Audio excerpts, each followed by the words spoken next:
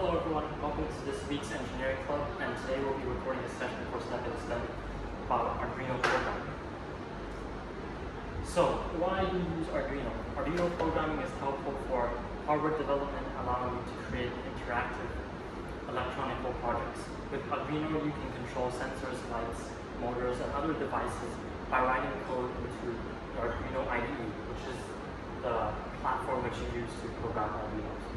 Learning with Arduinos allows you to practice hands-on experience with electronics. It has versatility, which means you can input a multitude of motors or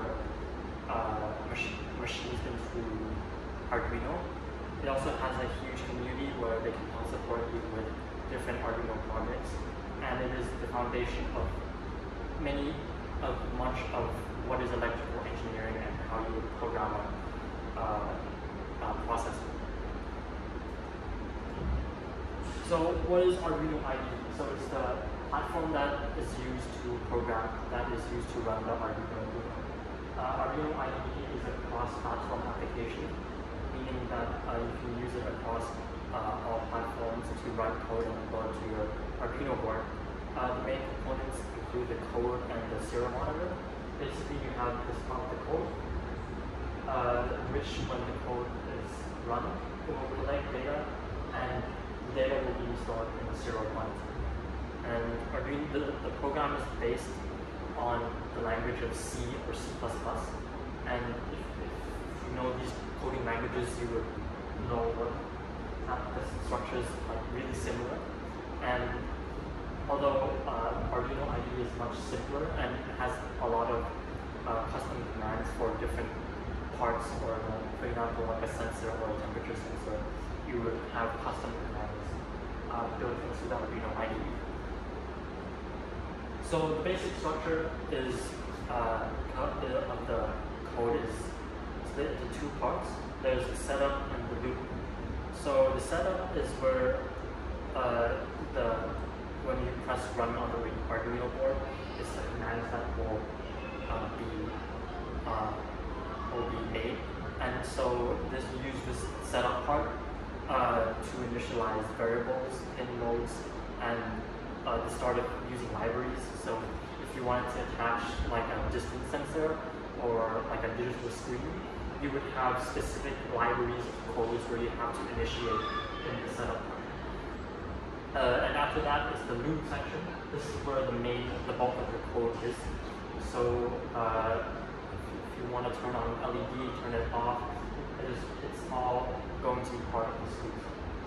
And this is the syntax for writing the void setup and the loop. So basic rules in coding in Arduino: you have to end every line with a semicolon, and it is case sensitive. So if you write payload with a capital P and a lowercase p, one is correct and one is incorrect. And just like all of basic coding, you have to close all brackets. If you want to put comments, you can use a slash, or you can use a star and a slash, like this, as displayed. There's also variables. This is, again, very similar to all coding languages.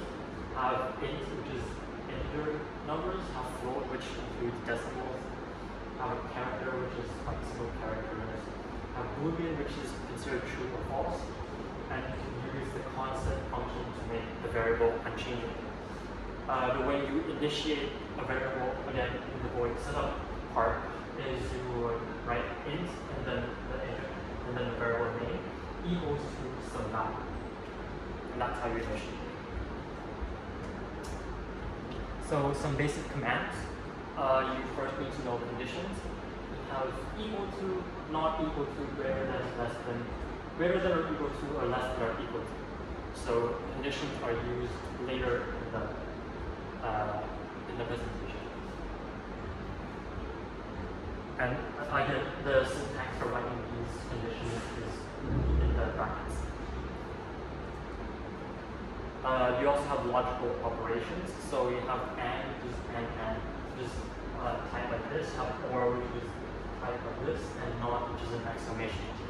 So what logical operations do is if you want two conditions to be true at once, you use AND, or if you have a condition where either one is true, then you use OR, something like that. Next, you have an if statement. This again is similar to all coding languages. The code will execute if a certain condition is true.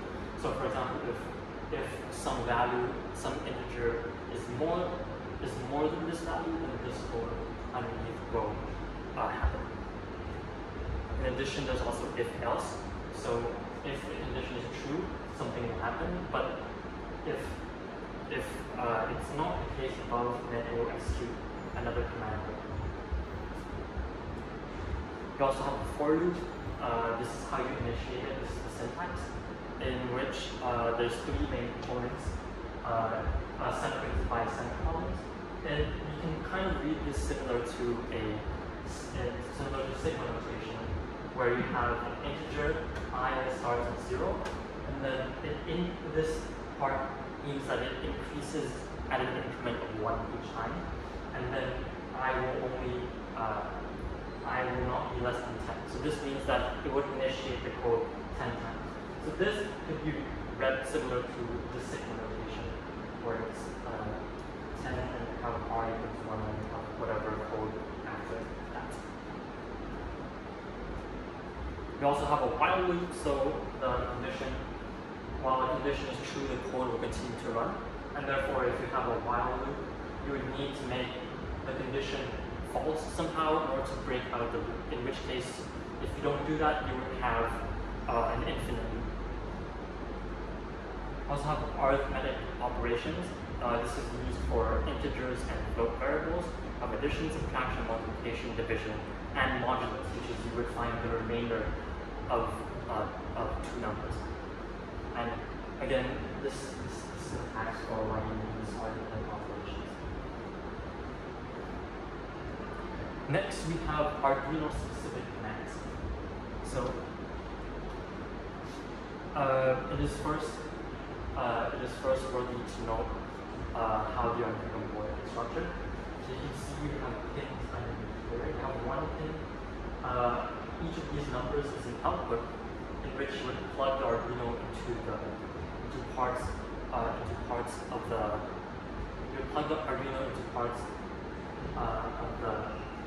the board, in which these numbers will send out specific voltages or specific data, and you would have to link it back to the ground. Now you have pins with this wavy line, which indicates that you can assign specific values to it. If it doesn't have a wavy line, it means that you can only turn it on and off.